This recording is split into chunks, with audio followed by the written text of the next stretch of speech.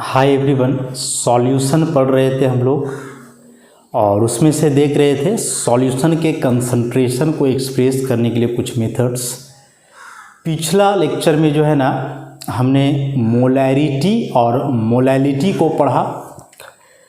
आज जो अगला मेथड है सॉल्यूशन के कंसंट्रेशन को एक्सप्रेस करने का, उसके बारे में देखेंगे और वह मेथड है नॉर्मैलिटी। कैपिटल N से डिनोट करते हैं नॉर्मैलिटी को। मोलैरिटी का जो डेफिनेशन हमने पढ़ा था कि number of moles of solute dissolved पर लीटर ऑफ सॉल्यूशन। नॉर्मैलिटी में होता है number of gram equivalent of solute dissolved पर लीटर ऑफ सॉल्यूशन। कंपेयर करेंगे डेफिनेशन को। मोलैरिटी में था number of moles of solute पर लीटर ऑफ सॉल्यूशन, यहाँ नंबर ऑफ मोल के बदले नंबर ऑफ ग्राम इक्विवेलेंट है। तो जब नॉर्मैलिटी का हम लोग फॉर्मूला लिखना चाहे तो क्या लिख सकते हैं? Number of gram equivalent of solute by volume of solution litre में, इन लीटर। यूनिट की बात करें तो यूनिट क्या होना है? ग्राम इक्विवेलेंट का ग्राम इक्विवेलेंट ही लिखते हैं हम लोग ऐसे, और पर लीटर हो जाएगा ग्राम इक्विवेलेंट पर लीटर, या इसी को हम लोग एन लिखते हैं जिसको हम लोग नॉर्मल पढ़ते हैं। सेम टर्म, इसी पूरा के बाद हम लोग एन लिख सकते हैं। अब यहाँ से एक नया टर्म आता है कि भाई ये नंबर ऑफ ग्राम इक्विवेलेंट क्या होता है? What is the number of gram equivalent of solutes? So number of gram equivalent is given mass by equivalent mass, given mass by equivalent मास। तो चलो गिवन मास तो ठीक है, पता है कि कितना सॉल्यूट आप लिए सॉल्यूशन को बनाने के लिए। So what is equivalent mass? अब इक्विवेलेंट मास जो है अलग अलग सब्सटेंस का अलग तरीके से निकलता है, और इक्विवेलेंट मास से रिलेटेड आप पूरा एक चैप्टर पढ़े होंगे 11th में, some basic concept of chemistry में। फिलहाल कुछ का हम लोग लिखते हैं यहाँ, जैसे इक्विवेलेंट मास निकालना हो किसी एलिमेंट का तो क्या फॉर्मूला होता है? Atomic mass by valency. उसी प्रकार से यदि निकालना हो किसी आयन का, क्या फॉर्मूला होता है? आयनिक मास बाय वैलेंसी, या फिर numerical value of charge, numerical value of charge. उसी प्रकार से यदि आप किसी कंपाउंड का निकालना चाहो तो क्या फॉर्मूला होता है? मोलर मास। कंपाउंड में भी मेनली आयनिक कंपाउंड रहा तब, आयनिक कंपाउंड रहा तब तो मोलर मास बटे number of metal atom into उस मेटल का वैलेंसी। उसी प्रकार से यदि आप निकालना चाहो किसी ऑक्सीडाइजिंग एजेंट या फिर रिड्यूसिंग एजेंट का इक्विवेलेंट मास तो क्या फॉर्मूला होता है? Molar mass by number of electron lost और गेन्ड पर एटम, या फिर इसी को हम लोग लिख सकते हैं change in oxidation number. Same way में यदि आप निकालना चाहो इक्विवेलेंट मास किसी एसिड या बेस का, इक्विवेलेंट मास यदि किसी एसिड या बेस का निकालना चाहे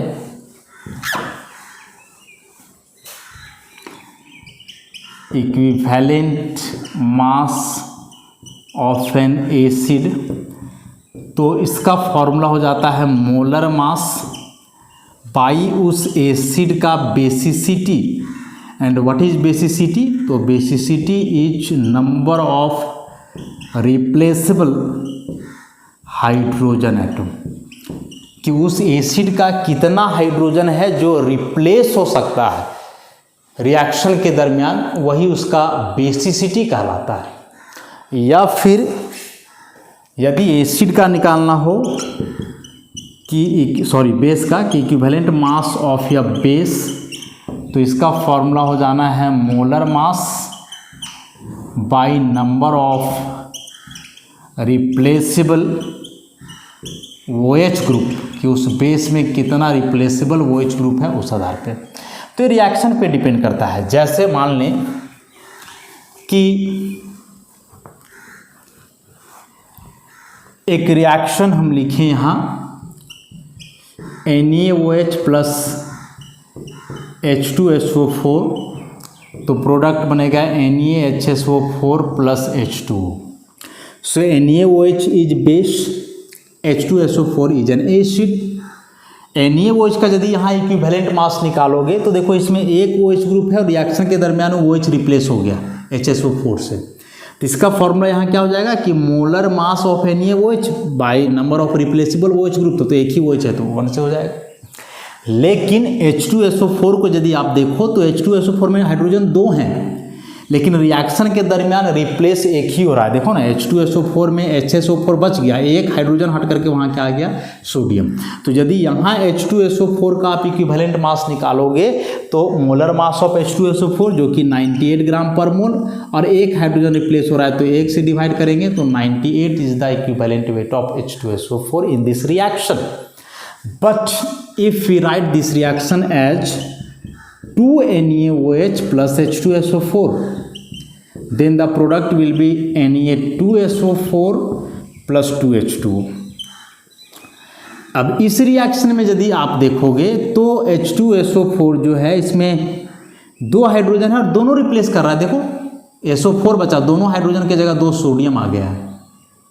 तो इस रिएक्शन में H2SO4 का दोनों हाइड्रोजन रिप्लेस कर रहा है, तो यहाँ जब इसका इक्विवेलेंट वेट निकालोगे तो 98/2 मीन्स 49। तो ऐसे रिएक्शन से तो हम लोग करवा करके नहीं देखते हैं, क्वेश्चन रहेगा तो वैसे आप रिएक्शन नहीं करवा करके देख पाओगे। तो एक जनरल बात याद रखना है कि जनरली जो स्ट्रॉन्ग एसिड्स या स्ट्रॉन्ग बेसिस होते हैं उनमें जितना भी H और OH होता है वह सारा रिप्लेस होता है। तो H2SO4 का रेयर ही वैसा रिएक्शन है जिसमें कि हाइड्रोजन इसका एक रिप्लेस होता हो। मोस्ट ऑफ द रिएक्शन में इसका दोनों हाइड्रोजन रिप्लेस होता है, तो इसका बेसिसिटी 2 ही लेके चलते हैं, इक्विवेलेंट वेट 49 लेते हैं हम लोग। बाकी कुछ क्वेश्चंस प्रैक्टिस करेंगे हम लोग, तो वहाँ देखेंगे कि कैसे इक्विवेलेंट वेट किसी सब्सटेंस या किसी कंपाउंड का निकाला जाता है या फिर हम लोग निकालेंगे उस रिएक्शन के दरमियान। अब यदि बात करें टेम्परेचर का क्या प्रभाव पड़ेगा सॉल्यूशन के नॉर्मेलिटी पे, तो फॉर्मूला यदि लिखें नॉर्मेलिटी का तो डेफिनेशन के अनुसार normality equal to number of gram equivalent of solute and number of gram equivalent is the given weight by equivalent weight. और यदि सॉल्यूट B है तो WB by EB into volume of solution V millilitre में है तो litre में बदलने के लिए 1000 से मल्टीप्लाई, ऐसा। तो इस सॉल्यूशन के नॉर्मेलिटी के लिए फॉर्मूला हो जाएगा WB बाई EB इधर 1000 बाई V, और यह रहेगा किसमें, ग्राम इक्विवेलेंट पर लीटर में। टेम्परेचर का प्रभाव क्या पड़ेगा सॉल्यूशन के नॉर्मेलिटी पे, तो अगेन चलो ये दोनों तो मास है, वैरी नहीं करता है टेम्परेचर से, लेकिन वॉल्यूम तो है ना, and volume is directly proportional to temperature. So if we increase the temperature of this system volume of solution increases, and if volume of solution increases its normality will decrease. कि यदि आप temperature बढ़ाते हो तो system का अपने solution का volume बढ़ेगा, और एक बार वॉल्यूम बढ़ जाता है तो नॉर्मेलिटी क्या होगा, घटेगा। मतलब again normality is inversely proportional to temperature like molarity, कि जैसे मोलैरिटी था टेम्परेचर के साथ वैरी करता था इन्वर्सली, उसी प्रकार से नॉर्मेलिटी भी करता है। तो यहाँ से भी क्वेश्चन आता है बेहद इंपॉर्टेंट। देखो नॉर्मेलिटी टेम्परेचर से वैरी किया, मोलैरिटी भी वैरी किया, लेकिन जो मोलैलिटी था वो वैरी नहीं किया। माने वॉल्यूम वाले जो टर्म हैं जिसमें वॉल्यूम आ रहा है वो टेम्परेचर के साथ वैरी करेगा ही करेगा, लेकिन जिसमें केवल मास का टर्म है, जैसे मास परसेंटेज है, मोलैलिटी है, मोल फ्रैक्शन है, तो ये सारे टर्म्स में केवल मास इंक्लूड होते हैं, सॉल्यूट या सॉल्वेंट जो भी है, तो इनका टेम्परेचर से कोई लेन देन नहीं है या टेम्परेचर का प्रभाव नहीं पड़ेगा। लेकिन molarity, normality, volume percentage, mass by volume percentage, इस सब में वॉल्यूम आ रहा है, तो ये सभी जो है टेम्परेचर के साथ वैरी करेंगे ही करेंगे। अब जैसे मोलैरिटी और मोलैलिटी में हमने पढ़ा 1 molar solution, semi molar solution, normality में भी कुछ वैसा ही होगा, तो ज़रा देखते हैं।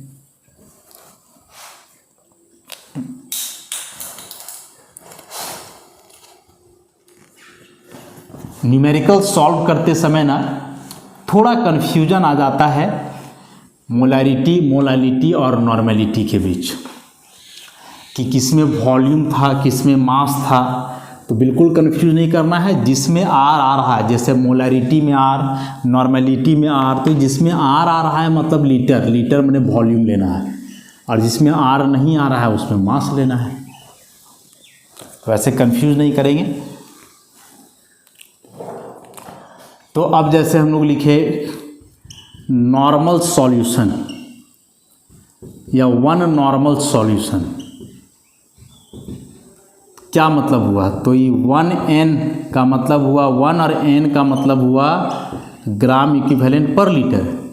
इसका मतलब कि यहाँ से जो नंबर ऑफ ग्राम इक्विवेलेंट हुआ सॉल्यूट का वो हो गया 1 and volume of solution is also 1 litre.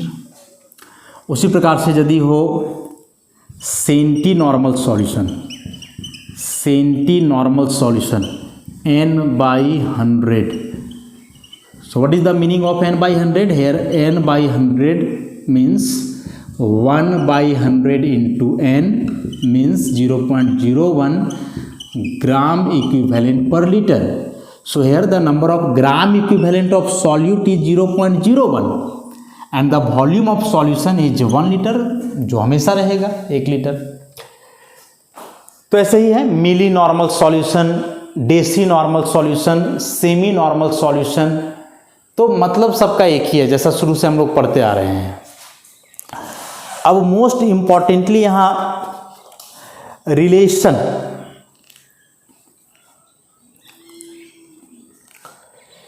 कि जैसे मोलैरिटी में हमने पढ़ा था कि यदि वहाँ सॉल्यूट का मास परसेंटेज दिया हुआ हो, सॉल्यूशन का डेंसिटी दिया हुआ हो, तब मोलैरिटी कैसे पता करेंगे। उसी प्रकार से मोलैलिटी में भी, नॉर्मलिटी में भी है कि यदि इसमें सॉल्यूट का मास परसेंटेज दिया हुआ हो, सॉल्यूशन का डेंसिटी पता हो, तब कैसे इसको हम लोग निकालेंगे। तो इसके लिए फॉर्मूला जाना है n = x × d/10/EB। ठीक सेम फार्मूला है, वहाँ जो मोलैरिटी में था वो क्या था, x × d × 10/mb था, और ये कैसे आया था वहाँ बतलाए थे, तो सेम तरीका यहाँ भी है, बस ये mb वहाँ बतला रहा था molar mass of solute and EB यहाँ बतला रहा है इक्विवेलेंट मास ऑफ सॉल्यूट। हाँ, बाकी सारे टर्म वही है, x mass percentage, d solution का डेंसिटी, ऐसे करके, तो यहाँ से भी हम लोग निकाल सकते हैं। उसके बाद यदि आप यहाँ से देखो मोलैरिटी और नॉर्मलिटी के बीच relation,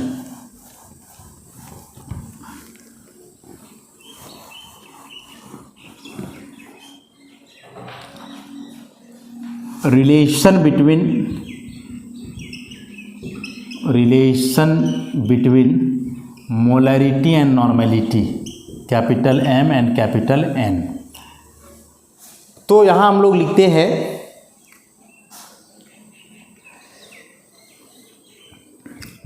normality equal to molarity into given mass by equivalent mass. Normality equal to क्या जाना है, या गिवन मास नहीं, मोलर मास या मॉलिक्यूलर मास, ऐसा। तो किसी भी सब्सटेंस का यदि नॉर्मेलिटी या मोलरिटी दोनों में से कोई एक टर्म दिया हुआ है तो इस फॉर्मूला को अप्लाई करेंगे, normality equal to molarity into molar mass by equivalent mass. इसी को हम लोग ऐसे भी लिख सकते हैं कि molarity into molar mass equal to normality into equivalent mass. Same चीज़ को हम लोग ऐसे भी लिख सकते हैं। इसी को यदि आप लिखोगे फॉर एसिड के लिए, तो एसिड का जो मोलर मास होता है यदि उसको आप इक्विवेलेंट मास से डिवाइड करोगे तो वह उस एसिड का कहलाता है बेसिसिटी। मतलब आप उसमें नॉर्मेलिटी इक्वल टू लिख सकते हो मोलरिटी इनटू बेसिसिटी। बेसिसिटी मतलब बताए number of replaceable hydrogen atom, मतलब जितना हाइड्रोजन एटम है उसमें रिप्लेस करने लायक हो सकता। तो इससे भी एक क्वेश्चन ऑब्जेक्टिव आता है और बेहद इंपॉर्टेंट है। जैसे मान लो क्वेश्चन क्या आना है,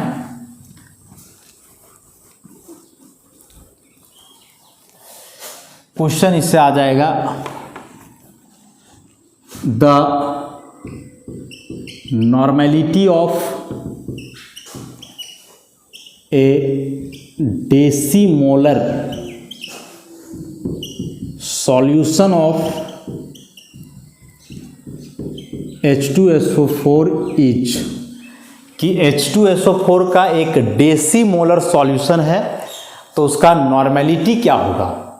मोलरिटी दिया हुआ है ना, डेसीमोलर लिखा हुआ है, तो मोलरिटी इसका दिया हुआ है, नॉर्मेलिटी हम लोग को जो है फाइंड आउट करना है। कैसे फाइंड आउट करेंगे, तो सबसे पहले जो डेसीमोलर है, डेसीमोलर इसका मतलब क्या हुआ, इसका मतलब हुआ m/10, मतलब ये 0.1 दिया हुआ है मोलरिटी, मोल पर लीटर, तो मोलरिटी आपका 0.1 हुआ। नॉर्मेलिटी निकालने का क्या फॉर्मूला है एसिड के लिए, H2SO4 तो एसिड है ना, कि मोलरिटी इंटू बेसिसिटी, बेसिसिटी मतलब नंबर ऑफ हाइड्रोजन। तो जब नॉर्मेलिटी निकालोगे तो मोलरिटी हुआ 0.1 इंटू H2SO4 स्ट्रॉन्ग एसिड है तो दोनों हाइड्रोजन रिप्लेसेबल होंगे, तो 2 से मल्टीप्लाई कर दिए तो 0.2, तो यही होगा नॉर्मेलिटी 0.2n, है ना। तो ऐसे इस फॉर्मूला का इस्तेमाल करके जो है हम लोग बहुत ही आसानी से कैलकुलेट कर सकते हैं सॉल्यूशन का मोलरिटी और नॉर्मेलिटी। यदि दोनों में से कोई एक दिया हुआ है तो मोलरिटी दिया हुआ है तो नॉर्मेलिटी कैलकुलेट कर लेंगे, और नॉर्मेलिटी दिया हुआ है तो मोलरिटी। और बेहद इंपॉर्टेंट टर्म है, क्वेश्चन जो है इससे आता है, तो इसको हम लोग ध्यान में रखेंगे। अब इसमें से जो है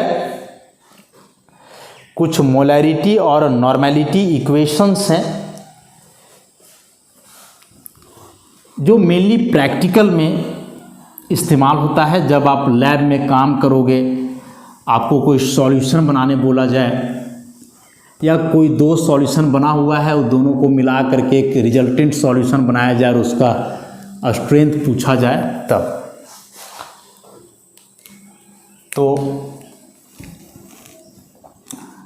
मोलरिटी इक्वेशन,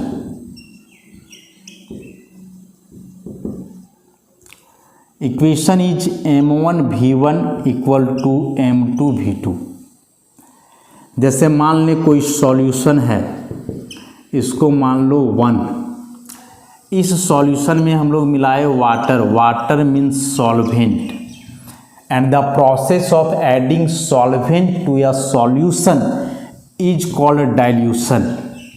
मतलब यदि इस सॉल्यूशन को आप डाइल्यूट कर रहे हो और सॉल्वेंट मिला करके, तो यहाँ मिला सॉल्यूशन नंबर 2। अब यदि इस सॉल्यूशन का मोलरिटी है m1, वॉल्यूम है v1, जो रिजल्टेंट सॉल्यूशन बना इसका मोलरिटी है m2 और वॉल्यूम है v2, तो दोनों के बीच क्या रिलेशन होगा, तो this one m1v1 equal to m2v2, जहाँ m1v1 जो है बिफोर डाइल्यूशन का है,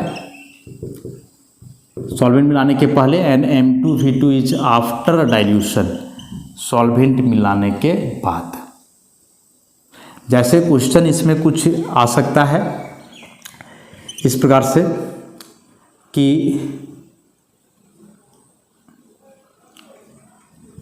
व्हाट इज द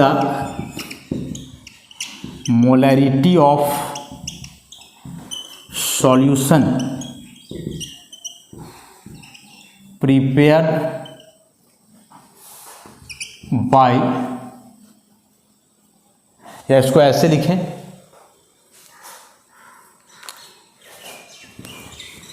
ऐसे लिखें कि 250 ml m/10 solution of H2SO4 is diluted to 500 ml. So what is the molarity of resultant solution? ऐसा कोई क्वेश्चन आ जाए कि H2SO4 का एक सॉल्यूशन है 250 ml जिसका मोलैरिटी m/10 है, इस सॉल्यूशन को आप डाइल्यूट कर रहे हो, मतलब उसमें सॉल्वेंट मिला करके कितना कर रहे हो, 500 ml कर रहे हो, तो बताओ कि जो रिजल्टेंट सॉल्यूशन बनेगा उसका मोलैरिटी कितना होगा। तो कैसे कैलकुलेट करेंगे मोलैरिटी इसका, देखते हैं। हाँ, तो यदि ऐसा कोई क्वेश्चन आ गया कि H2SO4 का एक सॉल्यूशन है 250 ml जिसका मोलैरिटी m/10 दिया हुआ है और उस सॉल्यूशन को डाइल्यूट कर दिए हैं 500 ml तक, तो ज़रा बतलाओ कि मोलैरिटी क्या होगा उस रिजल्टेंट सॉल्यूशन का। बड़ा सिंपल सा है, देखो डाइल्यूट करने के पहले जो वॉल्यूम दिया हुआ है V1, ये हुआ 250 ml, ई m/10 मोलैरिटी हुआ m1 मतलब 0.1 m, डाइल्यूट करने के बाद का वॉल्यूम V2 दिया हुआ है 500 ml, मोलैरिटी पूछ रहा है m2 कितना होगा, तो बस इस फॉर्मूला का इस्तेमाल कर देना है, निकल जाएगा यहाँ से m2, है ना। तो ऐसा ही क्वेश्चन सेम यदि नॉर्मलिटी दिया हुआ रहे तो नॉर्मलिटी रहेगा तो यहाँ n1 V1 और ये हो जाएगा n2 V2। तो ये मोलैरिटी नॉर्मलिटी ना लिख करके हम लोग इसको ऐसे लिखते हैं S1 V1 बराबर S2 V2, जहाँ S1 हो गया strength of solution 1, solution 1 means before dilution, and S2 is the strength of solution 2, solution 2 means after dilution. जहाँ स्ट्रेंथ नॉर्मलिटी हो सकता है चाहे मोलैरिटी हो सकता है, मोलैलिटी नहीं होगा क्योंकि वॉल्यूम का इस्तेमाल किया जा रहा है, तो आइदर मोलैरिटी और नॉर्मलिटी। उसी प्रकार से मान लें कि 3 अलग अलग सॉल्यूशन है, 3 अलग अलग सॉल्यूशन है,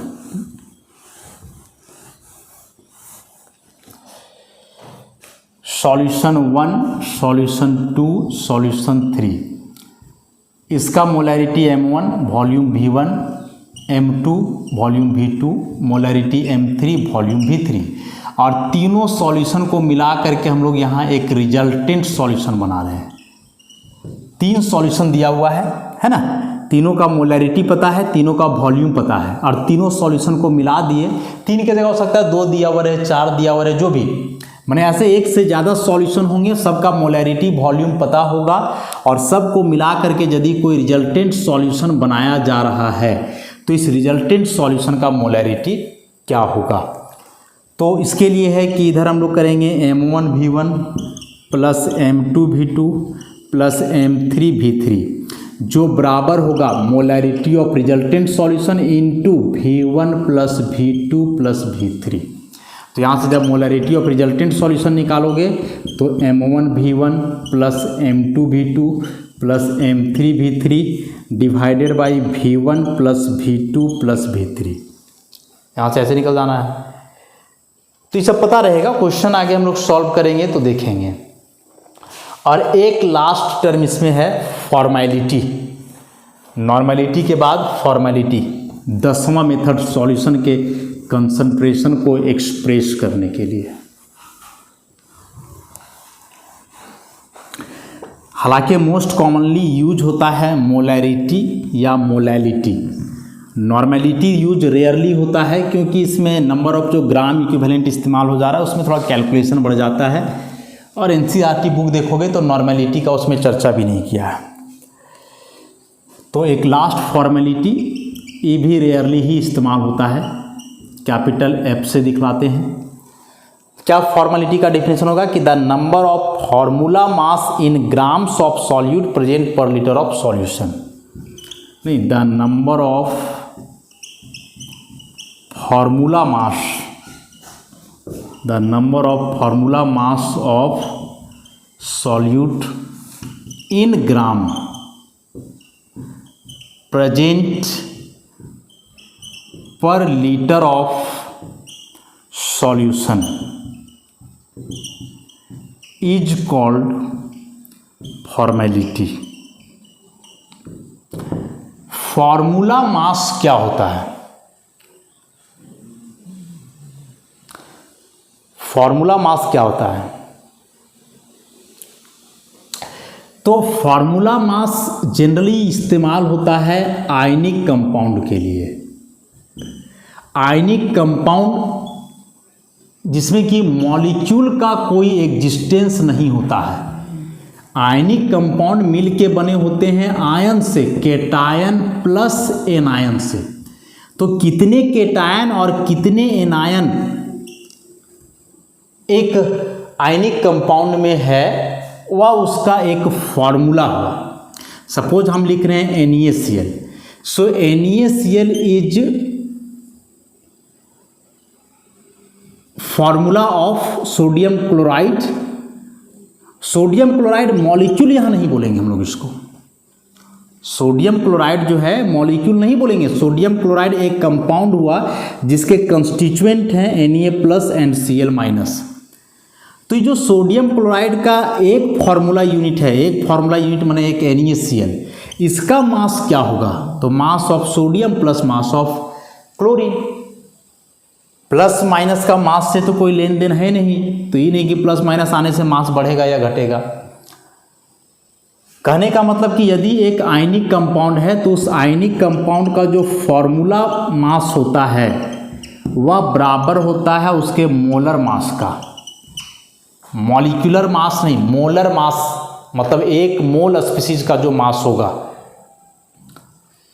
अब यदि यहाँ फॉर्मूला मास बराबर हो जाएगा मोलर मास का, तो इस केस में फॉर्मेलिटी इक्वल हो जाएगा मोलैरिटी का। फॉर्मेलिटी इक्वल हो जाएगा किसका? मोलैरिटी का। तो आयनिक कंपाउंड के लिए हम लोग मोलैरिटी ना बोल करके फॉर्मेलिटी का इस्तेमाल करते हैं। अब मैंने सेम ही चीज़ है, बस फॉर्मेलिटी का मतलब हुआ number of formula mass and formula mass is use for ionic compound. Ionic compound जिसमें मॉलिक्यूल का कोई एग्जिस्टेंस नहीं होता है, क्योंकि एक आयनिक कंपाउंड बना होता है केटायन और एनायन से।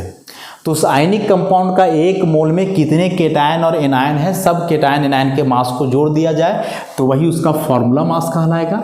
और वही कितना फार्मूला मास प्रेजेंट है पर लीटर, उसी को जो है हम लोग बोलेंगे फॉर्मेलिटी।